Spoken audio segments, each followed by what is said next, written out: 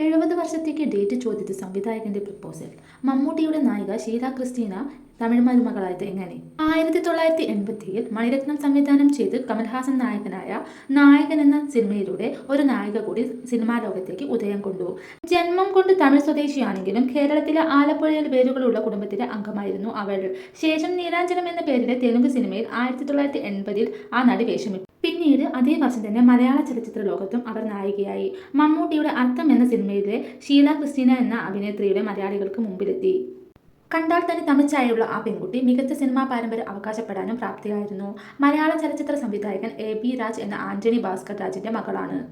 AB രാജിന്റെ 3 മക്കളിൽ ഒരാളായിരുന്നു ശരണ്യ. യഥാർത്ഥ പേര് ഷീല ക്രിസ്റ്റീന. 1980, 1990 കാലഘട്ടത്തിൽ ശരണ്യ തമിഴ് സിനിമകളിലെ നിറസാന്നിധ്യമായിരുന്നു. 1990കളിൽ തമിഴ് ചലച്ചിത്ര ലോകത്തേക്ക് മറ്റൊരു പ്രതിഭ നടനും സംവിധായകനുമായി ഉയർന്നു വരികയുണ്ടായിരുന്നു. കള്ളക്കുറിച്ചി എന്ന സ്ഥലത്തു നിന്നും പൊൻവണ്ണൻ. ഭാരതിരാജയുടെ സിനിമകളിൽ ഡയലോഗ് എഴുതാൻ സഹായിച്ചുകൊണ്ട് പൊൻവണ്ണൻ മെല്ലെ സിനിമാ ലോകത്തേക്ക് ചുവടുകൾ വെച്ചു തുടങ്ങി.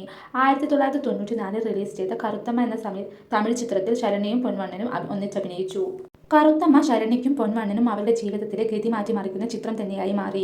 അതുവരെ ആകെ ഒരു സിനിമ മാത്രം സംവിധാനം ചെയ്തിരുന്ന പൊൻവണ്ണൻ ഒരു ദിവസം ശരണ്യയ്ക്ക് ഒരു ഓഫറായി വിളിച്ചു. "ഞാൻ ഒരു സിനിമ സംവിധാനം ചെയ്യുന്നു, താങ്കളുടെ ഡേറ്റ് വേണം" എന്ന പൊൻവണ്ണന്റെ ആവശ്യത്തെ ശരണ്യ ശരിവെച്ചു. "അങ്ങനെയാണോ? എത്ര നാൾ നീണ്ടു നിൽക്കുന്ന പ്രൊജക്റ്റാണ് സാർ" എന്ന് ശരണ്യ ചോദിച്ചു. 70 വർഷം വേണം എന്നായി പൊൻവണ്ണൻ. 70 വർഷം എന്തായാലും ചോദിക്കുന്നത് സിനിമയ്ക്ക് വേണ്ടിയാണോ അതോ മറ്റെന്തെങ്കിലുമാണോ എന്നായി ശരണ്യയുടെ ചിന്ത. "താങ്കൾ പറയുന്നത് എന്താണെന്ന് മനസ്സിലാക്കി തന്നെയാണോ സംസാരിക്കുന്നത്" എന്ന് ശരണ്യ ചോദിച്ചു. "അറിയാതെ ആരെങ്കിലും സംസാരിക്കുമോ?" പൊൻവണ്ണൻ പറഞ്ഞു. "ഞാൻ ആലോചിച്ചിട്ട് പറയാം" എന്നായി ശരണ്യ. "നന്നായി ആലോചിച്ചു നോക്കിക്കോളൂ, ഒരു പ്രശ്നവുമില്ല. ഞാൻ നിങ്ങളെ സ്നേഹിക്കുന്നു. നിങ്ങൾ നോ പറഞ്ഞാൽ ഞാൻ ചത്തുകളയും എന്നൊന്നുമില്ല.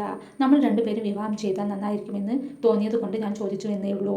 നിങ്ങൾ വേണ്ടെങ്കിൽ ഒരു പ്രശ്നവുമില്ല" എന്നായി പൊൻവണ്ണന്റെ പക്ഷം. ഫോൺ വെച്ചതും ശരണ്യ പിതാവിനോട് കാര്യം അവതരിപ്പിച്ചു. പൊൻവണ്ണനോട് ശരണ്യ ഒരിക്കലും നോ പറഞ്ഞില്ല. ഇന്ന് ശരണ്യ പൊൻവണ്ണൻ എന്ന പേരിൽ ബിഗ് സ്ക്രീനിൽ ക്രെഡിറ്റ് വാരുമ്പോൾ അതിനു പിന്നിൽ ഇങ്ങനെയൊരു കഥയുണ്ടാകും. ചാന്ദിനി, പ്രിയദർശിനി എന്നീ പെൺമക്കളുടെ മാതാപിതാക്കളാണ് ഇരുവരും ഇപ്പോൾ.